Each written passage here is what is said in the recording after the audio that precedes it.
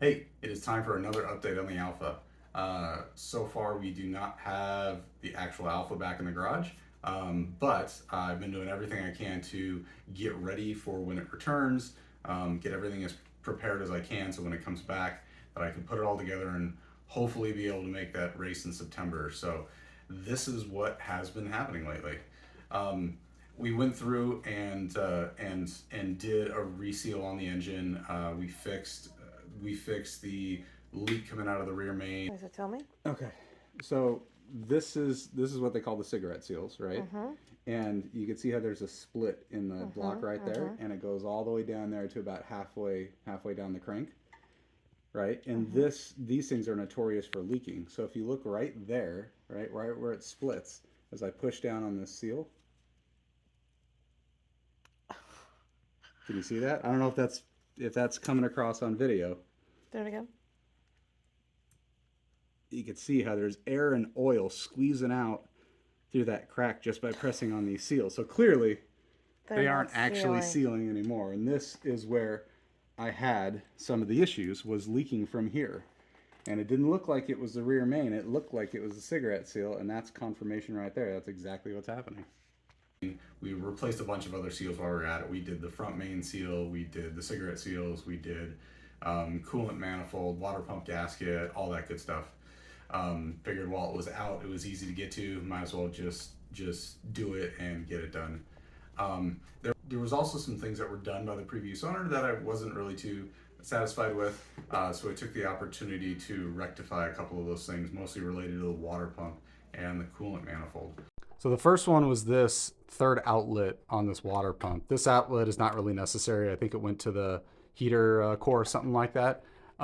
They had this like weird hose thing with this slug in the end of it and a couple of hose clamps. I could see one of these hose clamps failing, the rubber hose just failing, it popping off.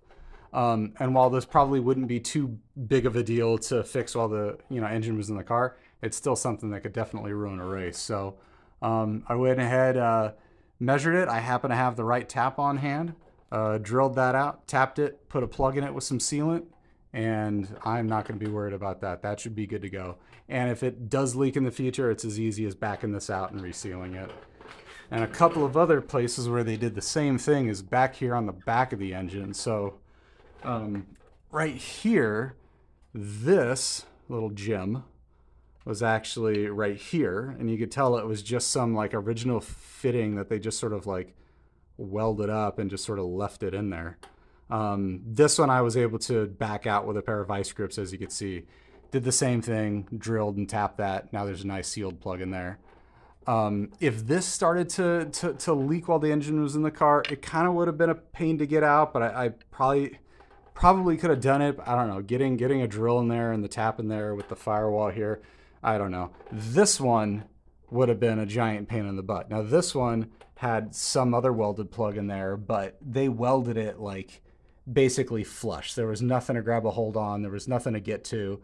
And even if there was, I couldn't drill this out while it was in the car anyways. You'd wind up with a bunch of, metal shavings in here. I'd have to pull off this coolant manifold and everything else. So this plug right here wound up as a scrap of shavings right there. But anyways, same thing, drilled this out, put a little plug in there. Now I won't have to worry about these leaking in the future.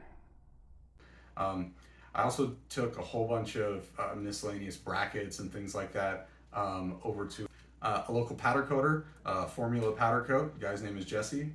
He's not sponsoring this. I just had a good experience and he was a good guy. And I thought he deserved a shout out for that. So anyways, so we got all this powder coated stuff back, unpacked it and everything. Some of it goes on the engine, so we were able to put that on, but a lot of it just goes on the car. So it's just sort of sitting here until the car gets back in here.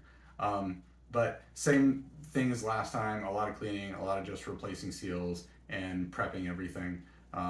We're able to get the transmission bolted up to the engine, which, as you can see, took a little bit of finagling and uncomfortable positions, but the new clutch is in, the new throwout bearing is in, the transmission's bolted up.